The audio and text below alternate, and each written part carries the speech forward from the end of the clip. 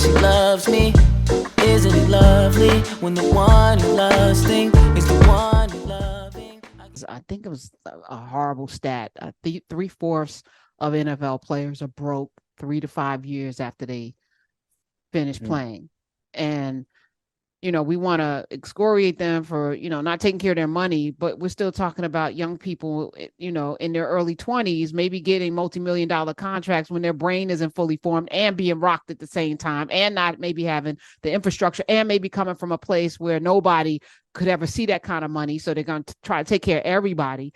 And then your career is over in 3 to 5 years because, especially if you're a running back, you're not playing a long time. You're not playing 10, 12 years unless you're Ronnie Lott. You're not getting those years in, and not everyone could be a Shannon Sharp afterwards, right? So most of these people who played football at a high level are usually, now they got the rest of their lives in their early 30s, and that's all the money they're ever going to really make unless they had, a good team around them. So, Dante, you were able to pivot into some spaces, but I talked about the plantation. Coupled with that, then you have people like, Herschel Walker. There's so many. Herschel is not unusual coming out of football because there's almost a gratitude to the white savior. Oh, 100%. 100%. I think, I was that way. I'll never forget. I actually write about this in the ESPN piece I was telling you about. Like in 2012, when Trayvon Martin was murdered. And, one of the things about young Black dudes going into these white collar spaces, one of the things we really don't want to be is the D word, a distraction.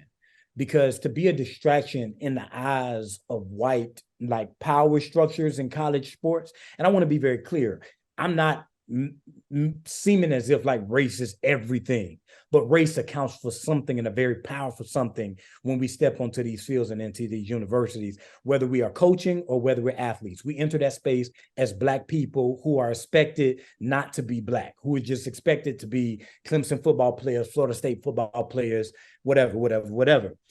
And like for me, that was a big thing, is that like, you put your head down, you play ball, you do your thing. And so when it came to Trayvon, at Clemson, we had dudes that got in Black hoodies and took a picture in solidarity. But for me, I felt like in order for me, to make it and keep my head down, I couldn't be a distraction. And, in college sports, there's, especially before the George Floyd moment and all these kind of performative, like kind of things that college sports did. We remember that moment in 2020 where all these teams put like Black Lives Matter on the back of their helmets. And now 3 years later, you never see like a Black Lives Matter thing or anything representative of any issues dealing with Black people. Before that George Floyd moment, that Breonna Taylor moment, that Ahmaud Arbery moment, race, to be Black and to be overtly Black, we saw it in Colin Kaepernick. Like that was not something that was smiled upon. That was something that was frowned upon. And so someone like Herschel Walker, is very prevalent, especially when you're talking about if you can get the acceptance and the praise and the power and of white people in this space, it can really do something for you materially. And what it doesn't do for you, what it also does for you immaterially is it ruins your psyche, it ruins your soul, it turns you into something that's almost like a nothing. And we see it in Herschel Walker and beyond. And it's very prevalent because college sports is, the social environment is generated like that. It's social, we're socialized to be Clemson football players first, Florida State football players first, Duke football players first, rather than Black human beings who are here to be fully who we are, who are here to play. So it makes sense that someone like Herschel Walker become that, because Blackness doesn't bring him any benefit. Now, you bet. Oh, Dante Stewart is here. The number is 866-801-8255. Let's talk to the people. They've been holding on. Ali called back in DC, and he's here wanting to talk about this now, and we could talk about this and that. Hey, Ali, welcome. Well, thank you for holding. Well, how you doing, Professor Hunter? How you doing? Is it Deontay? Dante Stewart. Dante Stewart, yeah. My fault, Dante. I'm a different Ali, Karen. I don't know which one called back, but I'm a different Ali. I'm not from Philly. Oh, but, okay. Hey, right. I just wanted to point out what Shamar Sanders' son. Who, Shador or Shiloh? Shador. Yes, two of them. Shador, the quarterback. Shador. Deion Sanders' son. The Shador had said I guess it was after he finished scoring. I mean, after the game and everything, and they asked him I guess the post conflict, and he said, you know what? He said, I did all of this, and he said I came from HBCU. He said I played at HBCU last year, basically shouting out to HBCU like I wasn't able to put these numbers up at the HBCU, but yet I was able to do it all here. That's all I wanted to say. Yeah. I found that like interesting that he was able to point that out.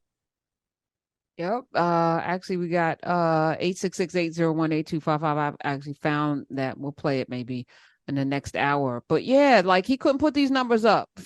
500 yards, broke a school record.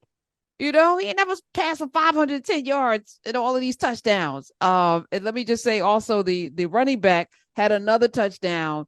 I think he caught 5 balls. The wide receiver, tailback, actually caught 5 balls and then scored again on the ground. And he was going to go to Notre Dame, but he followed Deion Sanders. So there we go. 866-801-8255. Donovan in Texas, TCU backyard. Hey.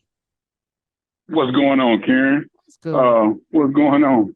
Man, I forget the guest name. I apologize for that. Dante Stewart. Dante Stewart. Mm-hmm. Got it. Yeah, man. Listen. I'm conflicted, Karen. I am so conflicted. I'm a Deion Sanders fan. I love what the attention that he brought onto HBCUs and to the SWAC. I'm happy for the success that they're having in Colorado, but Karen, mm-hmm. he's still showing that for some odd reason we still believe the white man's ice is colder.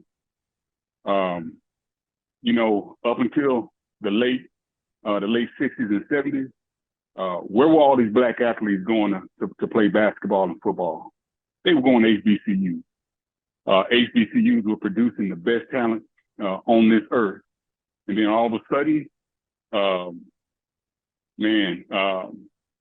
we started to leave and we started integrating and going to these major universities.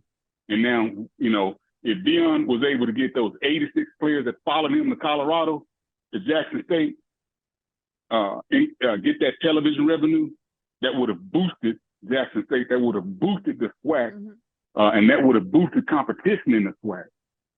It would have taken a little bit of time, but man, I everything that he's doing in Colorado, that he's doing in Colorado, he was doing at Jackson State, and I just feel like, man, he should have kept that going.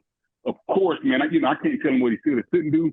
It's just I'm an HBCU product of the Texas Southern University, and going to the Jackson State TSU game, and that's something going to be sold out. And just looking at the attention that he brought to the SWAC, man, my heart was so excited. And that's why I'm conflicted right now, Karen. I felt that, you know, I went on a rant, you know, for days about that, you know, and the sellout of it all, you know, but 2 things can be true. And I feel like in this moment, it has happened now. He took that 5-year, $29.5 million that he was never getting from Jackson. There were other mitigating, you know, circumstances that I felt Deion Sanders could have handled differently with the administration and, you know, some of the facilities and things that he was talking about, you know. I didn't like how he did it. You know, I felt like Jackson deserved, you know, it was before their final game. You know, I felt like they deserved more respect than that. At the same time, this is a groundbreaking moment. And so we have to be able to be nimble enough to understand. Yes, I agree with you. Deion Sanders, in my opinion, could have done so much more had he stayed at Jackson, but he didn't. So we're going to be in this moment right now and celebrate the breaking of the myth of superiority of a particular kind of phenotypical coach. That myth has been broken. And now the NFL must come to reckoning as well, because apparently black men can coach. Dante.